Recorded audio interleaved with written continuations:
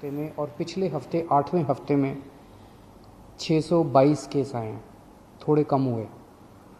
दुनिया भर में देखा गया कि एक बार कोरोना बढ़ना चालू करता है तो इतनी तेज़ी से बढ़ता है कि हफ्ता दर हफ्ता फिर वो डबल, चौगुना, 8 गुना, 16 गुना बढ़ता जाता है।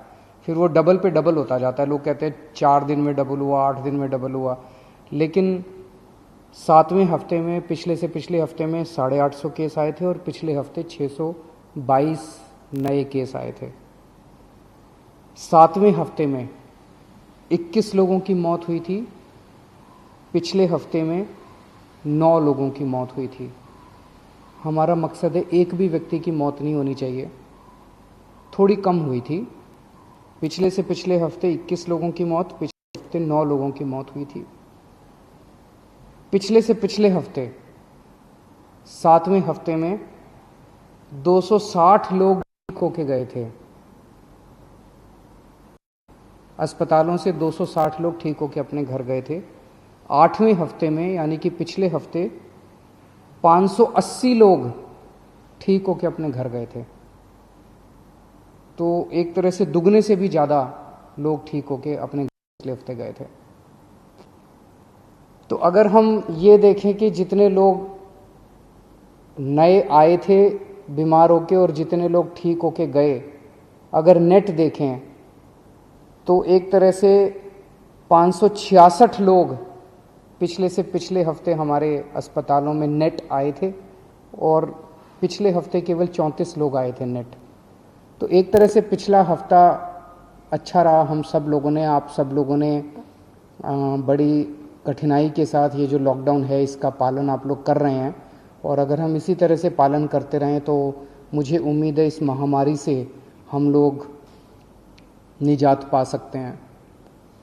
पिछले हफ्ते रविवार को जब मैं आपके सामने आया था, मैंने कहा था कि अभी हम लोगों ने तय किया है कि लॉकडाउन एज इट इज़ जारी रहेगा, कोई रियायत नहीं दी जाएगी, और 27 तारीख को हम लोग इस पे दोबारा निर्णय लेंगे कि लॉकडाउन को जारी, इसमें कुछ रियायत देनी है कि नहीं देनी है।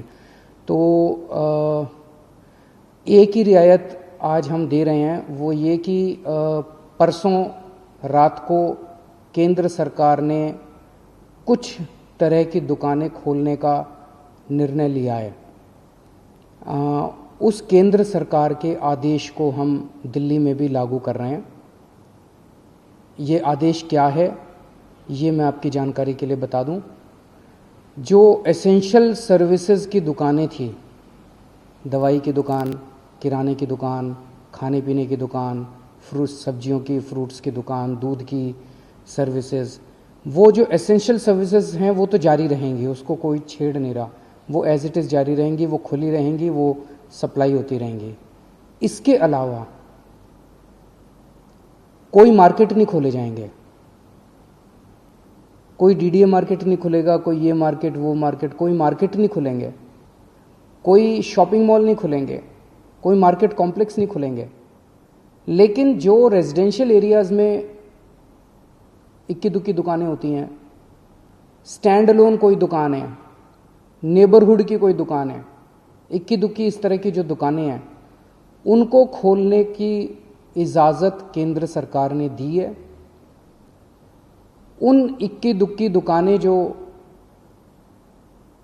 नेबरहुड में है, स्टैंड अलोन हैं, रेजिडेंशियल एरियाज़ में हैं, उन दुकानों को जो केंद्र सरकार ने इजाज़त दी है वो दुकानें दिल्ली में भी खोली जाएंगी। कोई मैं फिर से बता दूं, कोई मार्केट नहीं खुलेंगे, कोई मार्केट कॉम्प्लेक्स नहीं खुलेंगे, कोई शॉपिंग मॉल्स नहीं खुलेंगे। लेकिन कंटेनमेंट एरिया में वो भी नहीं खुलेगी जो इक्की दुक्की दुकानें मैं बात कर रहा हूँ। कंटेनमेंट एरिया वो एरिया है जहाँ पे हम लोगों ने सख्ती की हुई है, सील किया हुआ उन एरियाज़ को जहाँ पे कोरोना के ज़्यादा केसेस निकल के आ रहे हैं। उन एरियाज़ में किसी भी किस्म की दुकान को खोलने की कोई इजाज़त नहीं रहेगी। इसके अलावा अगला एक और हफ्ता, ये जो एक ऑर्डर आया है परसों केंद्र सरकार का, इसके अलावा और कोई कुछ खोलने की हम इजाज़त अगले एक हफ्ते तक, 3 मई तक और नहीं दे रहे। 3 महीने तक यथावत इसी तरह से जो रेस्ट्रिक्शंस हैं वो जारी रहेंगी। ये हमारे लिए बहुत कठिनाई का समय है। बड़ी कठिनाई से पिछले एक हफ्ते में आप सब लोगों ने मेहनत करके कोरोना को पे काबू पाया है। हमें इसे जारी रखना है, किसी भी तरह से इसको अब आगे और बढ़ने नहीं देना। 3 मई तक पूरे देश में प्रधानमंत्री जी ने लॉकडाउन का ऐलान किया है।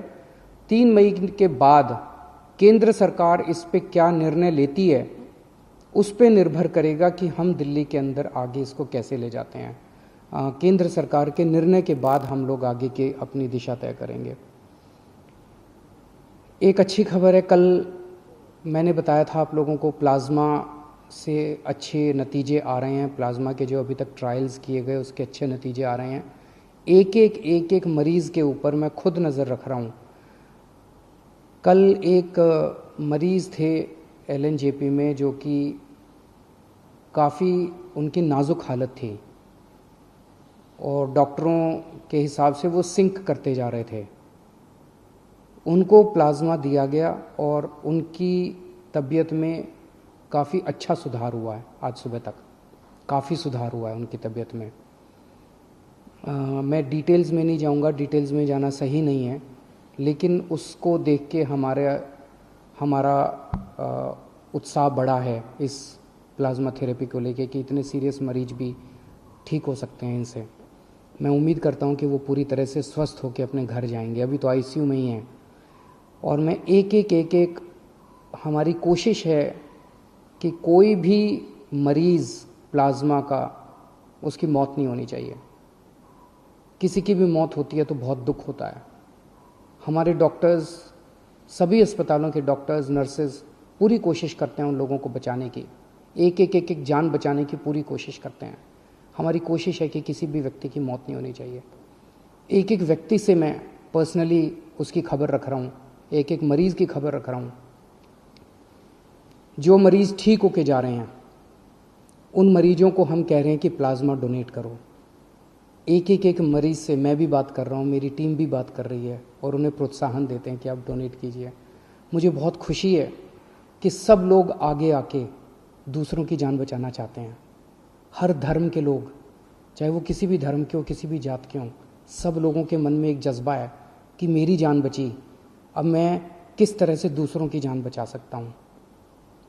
मेरे मन में एक विचार आ रहा था, मैं सोच रहा था कि कल को, अब जब मैं पिछले कुछ दिनों से लोगों को ब्लड डोनेट करने के लिए, प्लाज्मा डोनेट करने के लिए इतना हम लोग उनको प्रोत्साहित कर रहे हैं, तो मेरे मन में एक विचार आ रहा था कि कल को कोई पेशेंट, मान लीजिए हिंदू है और बहुत सीरियस है, हो सकता है उसको मुसलमान का प्लाज्मा उसकी जान बचाए।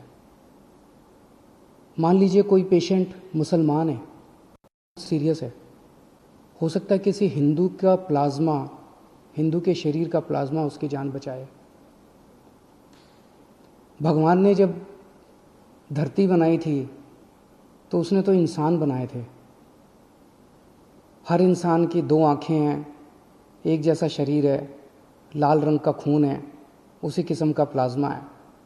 भगवान ने तो हमारे बीच में कोई दीवार पैदा नहीं की। भगवान ने तो किसी किस्म के ये धर्म वो धर्म हमारे बीच में किसी किस्म की खाई पैदा नहीं की।